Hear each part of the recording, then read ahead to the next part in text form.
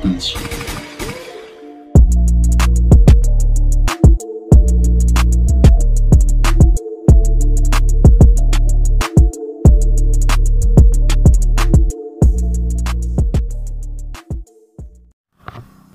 So yun guys, welcome back for another new vlog, no? So today mga kay-partner, no, ipapaliwanag ko lang sa inyo kung ano yung mga pinaltan ko dito sa motor natin, no, sa Sigma 250cc at kung bakit siya ginawa kong ganon. And kung mapapansin nyo, mataas na yung lip ng ating taillight, no? Kasi meron din akong ginawa dyan. Ginawa ko na rin siyang aggressive position, no? Then guys, unahin natin yung pagiging aggressive position ng ating Sigma, no? So alam nyo naman, sa umpisa pa lang, no, binaba ko na to, itong handlebar niya, ano, binaba ko ng halos 2 inches. So binaba ko yung handlebar para medyo nakayuko tayo, pero kulang pa rin kasi pangit pag pumasok ng cornering na ito lang ang binaba. So meron akong nilagay na accessory. So shout out kay Sir Dave. Itong extension ng ating foot peg, no. So hindi ko na vlog yung pagkabit nito kasi madaling araw ko kinabit to kasi may ride kasi. So hindi ko na vlog. So ngayon ko na lang sasabihin. So shout out kay Sir Dave, no, para sa magandang extension para sa ating foot peg. So dito guys, medyo umokay na yung pagpasok ko sa corner dahil taas na yung foot peg, sakto na yung tuhod dito sa tangke. So sa susunod bilan natin ng tank pad to, no. So mga partner, no, itong pamagat nating mamaw setup para kay Sigma, wag niyo i-expect na mamaw na to. Di ba sinabi ko sa inyo sa previous vlog natin na dahan-dahan nating palalakasin. Hindi natin isang gawa lang bumagad, no. So ngayon guys, yung next kong ginawa, itong ating taillight, o I mean tong pinakalikod. Mababa kasi ito mababa yan kung mapapansin nyo. And yun, ang ginawa ko guys, ako na ang gumawa nito kahapon. Hindi lang din ako nakagawa ng vlog, and may mga nag-message sa akin na sana daw ginawang ko ng vlog.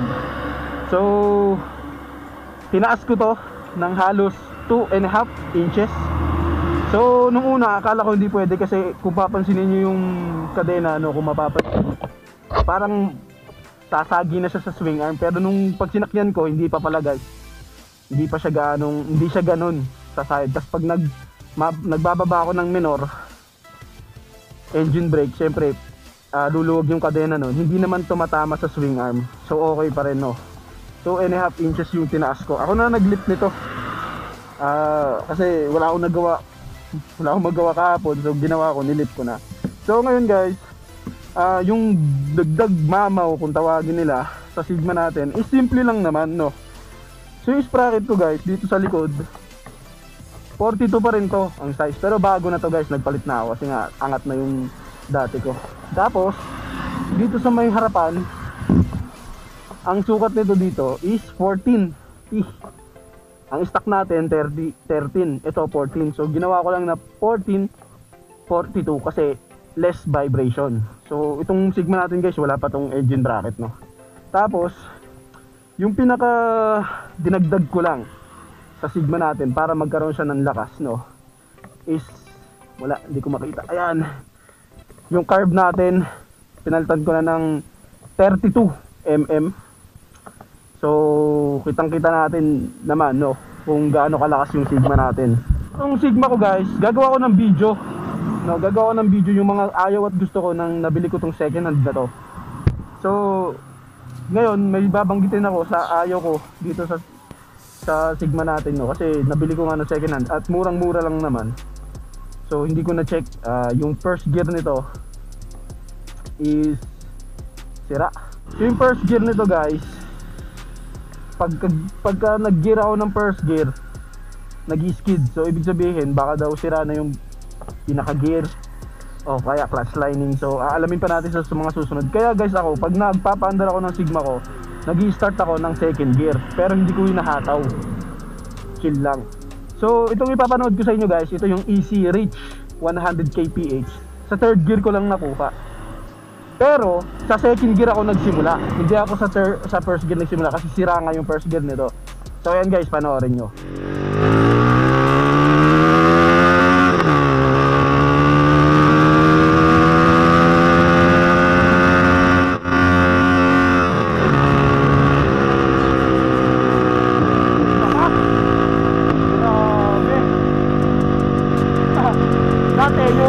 100 kph, nare-reach ko yun 5th gear.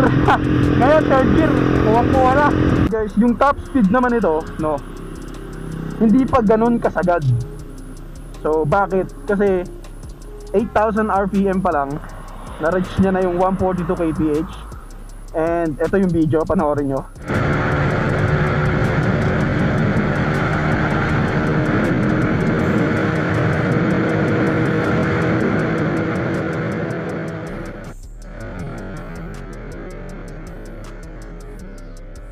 So yan. So bakit 142 lang ang top speed ng 32mm ko? Guys, actually itong carb natin, mayroon tayong papaltan. Yung jettings niya, no, iibahin namin yung jettings kasi nga pag nasa mataas na RPM na tayo, pumupugak-pugak na siya. So syempre, bababa na yung tendensya na mag high RPM ka, hindi ka na makakatakbo ng mabilis. So ang ginawa ko, 142 lang yung na-reach niya pero hindi pa sagad. Bali, aayusin namin yung curve nito, no, yung jettings, para maging okay na. So kapag naging okay na, i-reach natin kahit 150 kph lang, masaya na ako. Kasi ang dami nagtatanong, ang lakas daw, ba't ganun? Guys, ako ay naka-stock CDI pa lang, no? Pakita ko sa inyo para maniwala. Kasi ang dami nagsasabi na baka hindi ka pa naka-stock CDI. So ayun guys, oh. Marami kasi nalagay. Stock CDI pa lang ako. So yan yung next na papalitan din natin, yung kanyang CDI. But hindi ngayon kasi wala pa tayong sahod. So papalitan din natin yan ng racing CDI para tumugma yung 32mm sa lakas ng ibibigay na kuryente, no? So ngayon guys, yun lang yung gusto kong i-share sa inyo, no? So yung Sigma natin, naka 32mm. Ito yung picture guys, ito. Yan, 32mm carb. Tapos yung sprocket ko 42 14. Bakit ganun lang yung setup ko? Kasi guys, ako, itong Sigma ko gagamitin ko na lang lagi sa bundok. Hindi na to gagamitin sa patag. Kaya hindi ko na rin kailangan ng mabilis. Ang kailangan ko, mabilis, konti, pero malakas ang torque. So sa torque, panalo guys. Second gear ko, hinapit ko, umabot ng 72 kph. Third gear, reach na agad 103 kph. Kung makikita nyo sa video, no?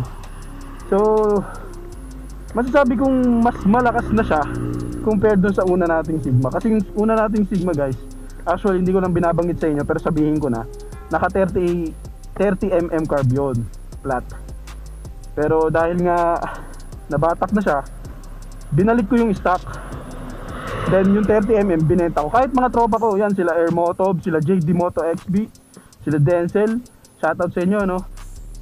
Hindi nila alam na naka 30mm ang carb ko. At hindi halata, bakit? Nakapasok pa rin kasi yung airbox ng 30mm ko. And syempre, hindi ko sinasabi. Actually guys, ang Sigma natin hindi kayang dumikit sa likuran ng CBR version 2. Malakas kasi talagang CBR version 2. Hindi kayang dumikit ng Sigma 250 sa likod, sa likuran ha, ng CBR version 2. So kung mapapansin nyo yung mga previous vlog ko,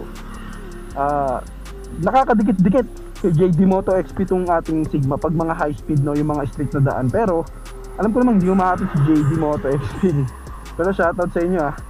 So yun lang guys, sa mga nagtatanong, no, naka 32mm lang ako, stock CDI. Pero magpapalit tayo ng racing CDI guys, no. Kung naka 32mm ka tapos naka stock pa na CDI, I suggest na magpalit ka ng racing CDI kasi hindi mo rin mai-enjoy yung 32. Ngayon, hindi ko talaga, sinasabi ko, hindi ko pa na-enjoy yung 32mm carb. So, ayan, nilift ko na rin to ng 2.5 inches. Kaya medyo tumas. At napaka-aggressive na talaga ng position guys. Kasi, kahit dito ka nakaupo, ano ka na, tuwad ka ng ganun. Kaya ang sarap pumasok ng corner, hindi na nakakatakot. Ang feel ko kapag nakaupo ako ngayon sa ginawang aggressive position sa Sigma natin, para ako nakaupo sa Yamaha R15 B3 na yung konting ganun mo lang, papapasok mo na siya sa corner ng safe, no? Kaya masasabi kong okay na to. Ang gagawin na lang natin next is yung racing CDI, papalitan natin. Tapos mag-ipon-ipon tayo na malaki-laking pera dahil aayusin natin yung gearbox. Baka nabasag na yung gearbox ng first gear nito, ewan ko sa unang gumamit nito eh. 32.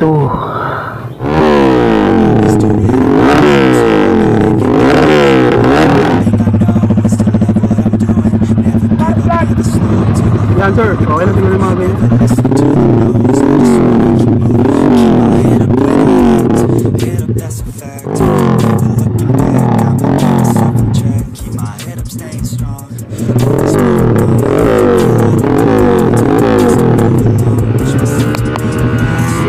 Yan sir, 32mm. Anong? Yeah, ito lang no.